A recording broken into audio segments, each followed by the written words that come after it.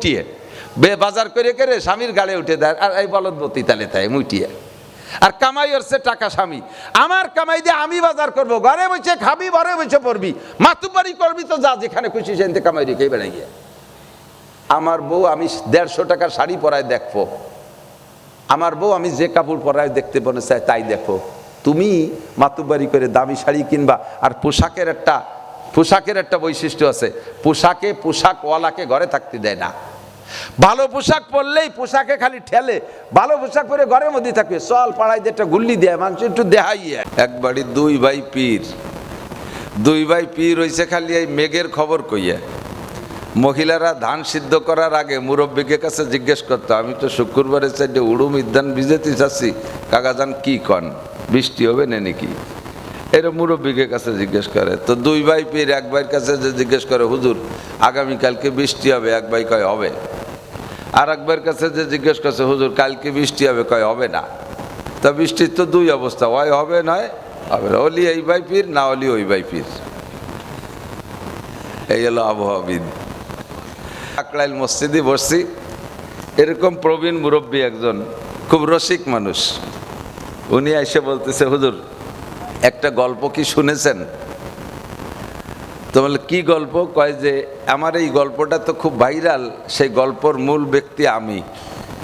এর আগে আমি শুনেছি, তো এরপরে উনি নিজেই বললেন, কয় আমি এমন মারাত্মক রোগে আক্রান্ত ছিলাম, বাংলাদেশের সব ডাক্তার দেখাইছি, সব ডাক্তার ফেল, ইন্ডিয়া গেছি তাও ফেল, সিঙ্গাপুর গেছি তাও ফেল, লাস্টেড বাংলাদেশের ডাক্তার ফিরে আবার ঘুরে ফিরে যতদিন বেঁচে থাকে মানুষ, ডাক্তার তো দেখাতেই থাকে। এরকম তো না যে হুজুরকে মতো না, এ হুজুরির ফতোয়া একরম, ও হুজুরির ফতোয়া একরম, তো কয় হুজুরি মেলে না, হুজুরি মিল নাই, বাদ দে হুজুরকে, এই কইয়া ফতোয়াটা নিজেরা বানায় না। কিন্তু ডাক্তারের বেলায় না যে এ ডাক্তারের প্রেসক্রিপশনে মেলে না, ও ডাক্তারে মেলে না, 10 ডাক্তারের 10 রকম দেখানো হয়েছে, 10 ডাক্তারে 10 রকম প্রেসক্রিপশন দিয়েছে, রাগ করে কয় না যে ডাক্তারই দেখাবো না, নিজেরা কয় বেটা জাফারি তাই বানাই খাবো, এ কয়ে বসে থাকে না, দড়ির পর থাকে, ফিরে আবার ডাক্তার পাওয়া যায়। তো বাংলাদেশের লাস্ট ডাক্তার যে ডাক্তার বলে দিছিল যে আপনার চিকিৎসা নাই, সেই ডাক্তারের কাছে আবারও আসলাম, শেষ ফিনিশিং, সব জায়গা ফেল করে। তো ডাক্তার সব আমারে বলতেছে যে আপনি আর 3 মাস বাঁচবেন। উনি আমারে খুব খাতাপত্র দিয়ে কম্পিউটারে দেখে বলে দিছে 3 মাস বাঁচবো আমি। এর মধ্যে আপনি ওষুধ খালিও খাতে পারেন, যা মনে চায় তাও খাতে পারেন, যেহেতু মরেই যাবেন তাহলে ওষুধ না খাইয়ে পরাণ বলি যা মনে চায়, গুড় মিষ্টি যা মনে চায় সব খাবেন, আপনি খাইয়ে মরেন, না খেয়ে মরবেন কেন? তো ডাক্তারের কথারে কাজেও লাগালাম যে খাইয়েই মরি, ওষুধ খাওয়া বাদ দিলাম। আর নিয়ত করলাম যে কতবার তবলিগালারা আইছে যে 1 চিল্লা দেবেন, 3 চিল্লা দেবেন, হাত উঠেছি, কিন্তু আল্লাহরে ফাঁকি দিতে যাই নেই। তাই এইবার কইলাম যে মরার আগে 3 মাস সময় পাইছে, আর আল্লাহরে কইলাম যে আল্লাহ ডাক্তার তো 3 মাস দিছে, তুমি 1টা মাস দাও, তাহলে 4 মাস হলে আমার 3 চিল্লে হয়। তা আল্লাহর কাছে আর এক মাস চাইয়ে নিয়ে আর ডাক্তারের দিয়া 3 মাস চিল্লেই গেছি। 3 চিল্লা দিয়ে বাড়ি আসছি, তারপরে 6 বছর আমি বাইসি আছি। ধ্বংস হবে কবে, যার সিঙ্গার ফুকে ধ্বংস হবে, সেই ইসরাফিল আলাইহিস সালামও জানে না যে কবে ফু দিতে হবে। উনি ডেলি একবার অনুমতি চায়, আল্লাহ দিলাম, আল্লাহ কয় না, দেরি আছে। এটা জানলি তো আগের থেকে প্রস্তুতি নিয়ে সেভাবে সবকিছু করা যেত, কিন্তু বলতে পারবে না কেউ। ওয়ায়ুনাজ্জিলুল গাইস, আল্লাহ পাক বলেন আর একটা বিষয় জানতে দেব না, সেটা হলো কোন মেঘে কখন কোন জায়গায় বৃষ্টি নামবে, এইটা শিওর সংবাদ কেউ বলতে পারবে না। এটা বলতে পারবে কতটুক সম্ভাবনা আছে, কি বলে সম্ভাবনা আছে, এই বলে না, পক্কা বলে কি দেখিয়া, মেশিন আছে, যন্ত্র দিয়ে আবহাওয়ার পূর্বাভাস সংগ্রহ করে সেভাবে বলে। তো এই কথা যে বৃষ্টি হওয়ার সম্ভাবনা আছে, এর জন্য অতটা যে মেশিন বানানো লাগে না, ও আমিও করতে পারি বিনি মেশিনই। একবারই দুই ভাই পীর হইছে খালি এই মেঘের খবর কইয়া। মহিলারা ধান সিদ্ধ করার আগে মুরব্বীকে কাছে জিজ্ঞেস করতো, আমি তো শুক্রবারের সাইডে উড়ুম ইদ্যান ভিজেতে চাচ্ছি, কাকা যান কি কন, বৃষ্টি হবে না নাকি? এরা মুরব্বীকে কাছে জিজ্ঞেস করে। তো দুই ভাই পীর এক ভাইয়ের কাছে যে জিজ্ঞেস করে, হুজুর আগামীকালকে বৃষ্টি হবে? এক ভাই কয় হবে। আর এক ভাইয়ের কাছে যে জিজ্ঞেস করছে, হুজুর কালকে বৃষ্টি হবে? কয় হবে না। তা বৃষ্টির তো দুই অবস্থা, হয় হবে নয় হবে না, হলি এই ভাই পীর, না হলি ওই ভাই পীর। এই হলো আবহাওয়াবিদ। এসে গেছে, আর 2000 কিলো আছে, আর 1600 কিলো আছে, আর 1000 কিলো আছে, এই সিগন্যাল 10, সিগন্যাল এত, সিগন্যাল এত, এই টাইমে বেলা 12টার সময় আঘাত করবে। 10টার সময় কয় না, তা ঘুরে মায়ানমার চলে গেছে। কোন নারীর পেটে সন্তান আছে কেউ বলতে পারবে না। এই আল্ট্রাসোনো ইসিজি দিয়ে বলে, এটা তো বাচ্চা পেটে আসার পরে দেখিয়ে বলে, এর নাম গায়েব বলা না। আল্লাহ পাক যেটা চ্যালেঞ্জ করছেন সেটা হলো মাতৃগর্ভে সন্তান আসার আগে কেউ কইতে পারবে না। বহুত মহিলাদের সম্পর্কে ডাক্তাররা রেড সিগন্যাল দিয়ে দিয়েছে, আর কোনো দিন আপনার কনসেপ্ট হবে না, বাচ্চা কাচ্চা হবেই না। 6-7 মাস পরে দেখে যে হয়ে গেছে। শেষ ডাক্তারের কাছে আপনি যদি বলেন যে হবে না, কয় যে যা দেখছিলাম সিমটম লক্ষণ তাতে না হওয়ারই সম্ভাবনা ছিল, আল্লাহ দিলি এনে কি এরবো। সে সময় আল্লাহর দিক ছাড়িয়ে দেয়। তবলিগে গেছি কিশোরগঞ্জ, সিল্লের থেকে আসার পরে কাকরাইল মসজিদে বসছি। এরকম প্রবীণ মুরব্বী একজন, খুব রসিক মানুষ, উনি এসে বলতেছে, হুজুর একটা গল্প কি শুনেছেন? তো বলে কি গল্প? কয় যে আমার এই গল্পটা তো খুব ভাইরাল, সেই গল্পর মূল ব্যক্তি আমি। এর আগে আমি শুনেছি, তো এরপরে উনি নিজেই বললেন, কয় আমি এমন মারাত্মক রোগে আক্রান্ত ছিলাম, বাংলাদেশের সব ডাক্তার দেখাইছি, সব ডাক্তার ফেল, ইন্ডিয়া গেছি তাও ফেল, সিঙ্গাপুর গেছি তাও ফেল। লাস্টে বাংলাদেশের ডাক্তার ফিরে আবার ঘুরে ফিরে, যতদিন বেঁচে থাকে মানুষ ডাক্তার তো দেখাতেই থাকে। এরকম তো না যে হুজুরকে মতো না, এ হুজুরির ফতোয়া একরম, ও হুজুরির ফতোয়া একরম, তো কয় হুজুরি মেলে না, হুজুরি মিল নাই, বাদ দে হুজুরকে, এই কইয়া ফতোয়াটা নিজেরা বানায় না। কিন্তু ডাক্তারের বেলায় না যে এ ডাক্তারের প্রেসক্রিপশনে মেলে না, ও ডাক্তারে মেলে না। 10 ডাক্তারের 10 রকম দেখানো হয়েছে, 10 ডাক্তারে 10 রকম প্রেসক্রিপশন দিয়েছে। রাগ করে কয় না যে ডাক্তারই দেখাবো না, নিজেরা কবে বেটা জাফারি তাই বানাই খাবো, এ কয়ে বসে থাকে না, দড়ির পর থাকে, ফিরে আবার ডাক্তার পাওয়া যায়। তো বাংলাদেশের লাস্ট ডাক্তার যে ডাক্তার বলে দিছিল যে আপনার চিকিৎসা নাই, সেই ডাক্তারের কাছে আবারও আসলাম, শেষ ফিনিশিং, সব জায়গা ফেল করে। তো ডাক্তার সব আমারে বলতেছে যে আপনি আর 3 মাস বাঁচবেন। উনি আমারে খুব খাতাপত্র দিয়ে কম্পিউটারতে দেখে বলে দিছে 3 মাস বাঁচবো আমি। এর মধ্যে আপনি ওষুধ খালিও খাতে পারেন, যা মনে চায় তাও খাতে পারেন, যেহেতু মরেই যাবেন তাহলে ওষুধ না খাইয়ে পরাণ ভরে যা মনে চায়, গুড় মিষ্টি যা মনে চায় সব খাবেন, আপনি খাইয়ে মরেন, না খেয়ে মরবেন কেন? তো ডাক্তারের কথারে কাজেও লাগালাম যে খাইয়েই মরি, ওষুধ খাওয়া বাদ দিলাম। আর নিয়ত করলাম যে কতবার তবলিগালারা আইছে যে 1 চিল্লা দেবেন, 3 চিল্লা দেবেন, হাত উঠেছি, কিন্তু আল্লাহরে ফাঁকি দিতে যাই নেই। তাই এবার কইলাম যে মরার আগে 3 মাস সময় পাইছে, আর আল্লাহরে কইলাম যে আল্লাহ ডাক্তার তো 3 মাস দিছে, তুমি 1টা মাস দাও, তাহলে 4 মাস হলে আমার 3 চিল্লে হয়। তা আল্লাহর কাছে আর এক মাস চাইয়ে নিয়ে আর ডাক্তারের দিয়া 3 মাস চিল্লেই গেছি। 3 চিল্লা দিয়ে বাড়ি আসছি, তারপরে 6 বছর আমি বাইসি আছি। মজার বিষয় হলো ওই 3 মাসের মধ্যে সে ডাক্তার মরিয়ে গেছে।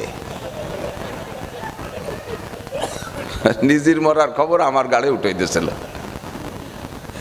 মরবে ওডি, মরবে আর বাঁচবে কে, কতক্ষণ দুনিয়া বাঁচবে কাহারও বলার কায়দা নাই। যে এই মহিলার পেটে বাচ্চা আছে কি আছে না, এর গর্ভধারণ করার ক্ষমতা আছে কি আছে না, আর থাকলেও কয়টা ছেলে হওয়ার সম্ভাবনা আছে, কয়টা মেয়ে হওয়ার সম্ভাবনা আছে, এ যদি অ্যাডভান্স কোনো মেশিন দিয়ে জানার কায়দা থাকতো, হাজার হাজার মাইয়ে গিয়ে বিয়ে হতো না। কারণ যদি মেশিন দিয়ে টেস্ট করে ধরা পড়তো যে এই মেয়েটার পেটে বাচ্চা নাই, তাহলে যারা বাচ্চা চায় তারা ওই মেয়ের কি বিয়ে হতো নাকি, বাদ দিত। অথবা মেশিনে যদি ধরা পড়তো যে এই মেয়েটার পেটে খালি 7টা মাইয়ে আছে, ওরে কেউ বিয়ে হতো, অবড়ি থাকতো। আল্লাহকে ওয়াজ আনতে দেবো না, বিয়েরও তোমার কপালে যা থাকে তাই হবে, এটা আমি জানি। কতক্ষণ ঠিক না? ইন্নাল্লাহা ইনদাহু ইলমুস সাআ ওয়া ইউনাজ্জিলুল গায়স ওয়া ইয়ালামু মা ফিল আরহাম। 4 নম্বর হলো ওয়ামা তাদরি নাফসুম মাযা তাকসিবু গাদা। আগামীকাল কে কি ইনকাম করবা কেউ কইতে পারবা না। আল্লাহু আকবার। শত সহস্র প্রমাণ আছে, আপনাদেরও আছে। একটু পরে কে কি খাবেন, কে কি আগামীকাল ইনকাম করবেন বলতে পারবেন? কেউ বলতে পারবেন? কেউ বলতে পারবেন। একেবারে জেনুইন ধরাটা কাতেতে ছুটে যায়, যায় কি যায় না? সামনের মাখাইনে ভাত খাওয়া যায় না। আসার সময় খুলনাতে আসার সময় মাছ বাজারে ঢুকছেন, দামি দামি মাছ পাইছেন, 5-6 প্রকার, পয়সা আছে, কিনে নিয়ে আসছেন। আসার সময় পাখি পাইছেন ভালো ভালো কয়টা, তাও আনছেন। দেশি মোরগ পাইছেন একেবারে কল করিয়ে, শিয়ানা মোরগ, তাও 2টি কিনে নিয়ে এসেছেন।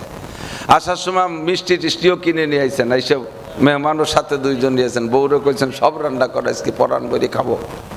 রান্না বান্না কমপ্লিট, দস্তরখানে রেডি, টেবিলে সব রেডি হয়ে গেছে। ভাত মাখাইয়া লুকমা ধরে এই পর্যন্ত নিয়ে আসছেন, প্রথম লুকমা। এর মধ্যে ছেলেটা কানে কানে এসে আব্বা র্যাবে বাড়ি ঘিরে ফেলাইছে, র্যাবে বাড়ি ঘিরে ফেলাইছে। ওই নেলা কি আর গালে যাবে? ফেলাই দিয়ে পিছনের দরজা দিয়ে পায়খানা ছাদের উপর দিয়ে কচড়ির মধ্যে লাইফ দিয়ে পড়িয়ে, খালের মধ্যে দিয়ে ডুবইয়া, বিলির মধ্যে দিয়ে 4 মাইল হাঁপাতি হাঁপাতি দৌড়তে দৌড়তে যায় ছোট বোন বাড়ি জড়ছে বন্ডি ফান্তাবাদ থাকলে সাইডে দে। কে জানে রুজির মালিককে? ওকে বসলে 1 ঘন্টা সময় নিয়ে খায়, কারণ ওর খাওয়ায় টাইম পোষায় না। হাতে মাল আছে তো, এক নজর দেয়। মোবাইল ধরিয়া এই নেলা এই জায়গা ধরা রয়েছে, তা গালে যায় না, খালি খিলখিল করে হাসি দিছে। আবার ওই দিক চাইছে, নেলা এই জায়গা ধরা হয়েছে, আবার ফ্যান ফ্যান এখানে কান্দি দিছে। এই হাসা কান্দা হতে 1 লুকমা খাইতে 10 মিনিট, 1 ঘন্টা ধরে খায়। আজকে খাইতেছে না হে মহি, মানে দমাদম গিলতেছে, 5 মিনিটের মধ্যে খাওয়া শেষ। খাইয়েই দৌড় দিয়ে বাইরে যে, জি দোস্ত আসতেছি, ফোনে কয় দোস্ত আসতেছি। রাস্তায় দোস্ত দাঁড়ায় রয়েছে, ওর বন্ধু মোটর সাইকেল নিয়ে, হাং গাড়ি লাইফ দিয়ে যে মোটর সাইকেলের পিছনে উঠছে, আর টান দেছে, ধুমসা টান, 60তে শুরু হয়। ওকে গিয়ার হলো 60তে শুরু হয়। যখনই টান মারছে, হঠাৎ করে বালির ট্রাক একটা সামনে চলে আইছে, দম করে তলে চলে গেছে, 2টি জায়গায় শেষ। মা গলা জড়াই ধরিয়ে, গলা তো নাই, সব গুঁড়ো গুঁড়ো হয়ে গেছে, বস্তা ভরে নিয়ে, ডিশ ভরে নিয়ে কান্দে। আর বাবা অন্য দিন 1 ঘন্টা ধরে যদি খাতি, আজকেও যদি খাওয়ার মধ্যে সেই ঘন্টাটা কাজে লাগাতি, তাহলে এই সময় সে মরতি নেয়। কি জন্যই এত তাড়াতাড়ি খালি? আল্লাহ কোন জন্য খাইছে তাড়াতাড়ি? বাজো নাই, ঘড়িতে টাইম হয়ে গেছে, আজরাইল ডাকতেছে, তাড়াতাড়ি না। আবার খাবার কটা রুজিতে আছে, ও কটা আবার খাইতে হবে, ও কটা লাস্ট রুজি, আবার এই জায়গা টাইম মতো মরতে হবে। এই জন্য ধমাধম আজকে 5 মিনিটে খাওয়াই ওই জায়গা ফাটাই দিছে। আল্লাহর কসম, আল্লাহ 99 নামের কসম, এবার টাইম মতো টাকা দেবো, দেন আমারে 10,000 টাকা, আর না আপনাকে বউ মরি যাবে।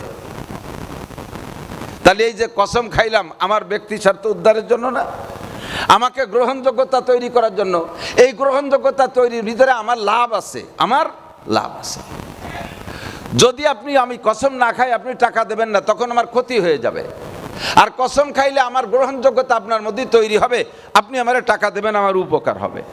আল্লাহ হাকামুল হাকিমিন এত বড় বিপদে পড়ে নাই যে সেই আল্লাহর কথা বান্দা গ্রহণ করলে আল্লাহর আকাশ জোড়া লাভ হয়ে যাবে, আর আল্লাহর কথা বান্দা না খাইলে আল্লাহর চুল পরিমাণ ক্ষতি হবে, এমন কোনো সমস্যা আছে আল্লাহর? সারা দুনিয়ার বর্তমান সময়ের 800 কোটি মানুষ যদি সবাই যদি কলেমা পড়ে, লা ইলাহা ইল্লাল্লাহু মুহাম্মাদুর রাসূলুল্লাহ, 800 কোটি মানুষ যদি কাফের হয়ে যায়, তাতে আল্লাহ পাক রব্বুল আলামিনের 1 জাররা পরিমাণ ক্ষতি হবে না। হবে? সবাই কেউ আল্লাহকে আল্লাহ মানে না, এই জন্য আল্লাহ রাগ করে কি চেয়ারেতে নামে পাটি বিছে বুঝতে, কেউ আমার আল্লাহ কয় না, থাকা তোর এখন চেয়ার পাইতে বসে থাকবো কে, নিচে যে মাটিতে বসে, এই নাকি? চেয়ারম্যানরে প্রার্থীরে ভোট দিলি সে চেয়ারম্যান হয়, কাজেই সে কাউন্সিলে যে চেয়ারে বসতে পারে। যেই প্রার্থী ভোট পায় নাই, চেয়ারম্যান হতে পারে নাই, সে কাউন্সিলের চেয়ার পায় না, মূল চেয়ার পায় না। এমনি গেলে সম্মানে তারা আলাদা একটা বসার জায়গা দেয়, মূল চেয়ারম্যানই চেয়ারে তারে বসতে দেয় না। কথা বলুন ঠিক কি ঠিক না? আল্লাহ হাকামুল হাকিমিনের এই সমস্যা নাই যে আমার কথা, আমার কোরআন, আমার শরিয়ত তোমরা না মানলে আমার পদমর্যাদা কমে যাবে, আমাকে আল্লাহ বলে স্বীকার না করলে আমি আল্লাহ খাটো হয়ে যাই, আমার কিচ্ছু থাকে না। আমি এজন্য তোমাদেরকে আমার ওয়াজ শোনানোর জন্য কসম দিয়ে বলি, বান্দা কসম দিয়ে বলি, তোরা আমার কথা খা। এরকম কোনো সমস্যা আল্লাহ পড়ে নাই। কথা বলুন। এরপরে কোরআন শরীফ বইরে আল্লাহ তাআলা নসিহত করতে যাইয়া কসম খাইছে, প্রচুর কসম। লা উকসিমু বিহাদাল বালাদ ওয়া আনতা হিল্লুম বিহাদাল বালাদ, ওয়াল আদিয়াতি দবহা ফালমুরিয়াতি কদহা ফালমুগীরাতি সুবহা والضحى والليل إذا سجى ما ودعك ربك وما قلى والشمس وضحاها والقمر إذا تلاها والنهار إذا جلاها والليل إذا يغشاها والسماء وما بناها والأرض وما طحاها ونفس وما سواها এই যত আয়াতের শুরুতে ওয়াও দেখতেছেন এই সব ওর মানে হলো কসম। আমি আল্লাহ কসম খাই কি জন্য? আমার লাভের জন্য না, আমার লসের জন্য না। ও বান্দা, গোটা সৃষ্টির ভিতরে তোমাদেরকে আমি সৃষ্টি করেছি বড় মোহাব্বত কইরা। আরে জিন জাতি জাহান্নামে গেলে আমার কিছু আসে যায় না, ফেরেশতারা ধ্বংস হয়ে গেলে কিছু আসে যায় না, আসমান ধ্বংস হয়ে গেলে আমার একটু খারাপ লাগবে না, জমিন ধ্বংস করে দেব আমার খারাপ লাগবে না, কারণ এগুলো বানাইতে আমি আল্লাহ হাত ব্যবহার করি নাই। ওয়াইদা আরাদা শাইআন আন ইয়াকুলা লাহু কুন ফায়াকুন, এগুলো সব বানাইতে আমি কোন শব্দ ব্যবহার করি আর অনায়াসে হইয়া যায়। একটা বানাইতে আমার হাত ব্যবহার করা লাগে না। যত সৃষ্টি করেছি সব এমন করে সৃষ্টি করেছি, মানুষ 5টা জিনিস বানাইছি আমি আল্লাহ তাআলা নিজ হাত দিয়া, তার মধ্যে তোমাদেরকেও বানাইছি আমি হাত দিয়া। যা বানাইছি কোন বলে, তার প্রতি আমার যে দরদ, যা বানাইছি হাত দিয়া তার প্রতি একই দরদ হতে পারে না। যার পিছনে যার পরিশ্রম বেশি, মেহনত বেশি, তার উপরে তার দরদও বেশি। কতক্ষণ হাদিয়া পাওয়া ফাউজি নিশির মর্যাদা আর নিজের কিসেন বেচা কামলা দিয়া কষ্ট করা, রক্ত পানি করা টাকার মালের মর্যাদা কখনোই এক হয় না, ঠিক কিনা? সন্তান জন্ম দিতে বাপও লাগে মাও লাগে। একটা সন্তানকে জন্ম দিয়ে বড় করা পর্যন্ত বাপের পরিশ্রম বেশি না মায়ের বেশি?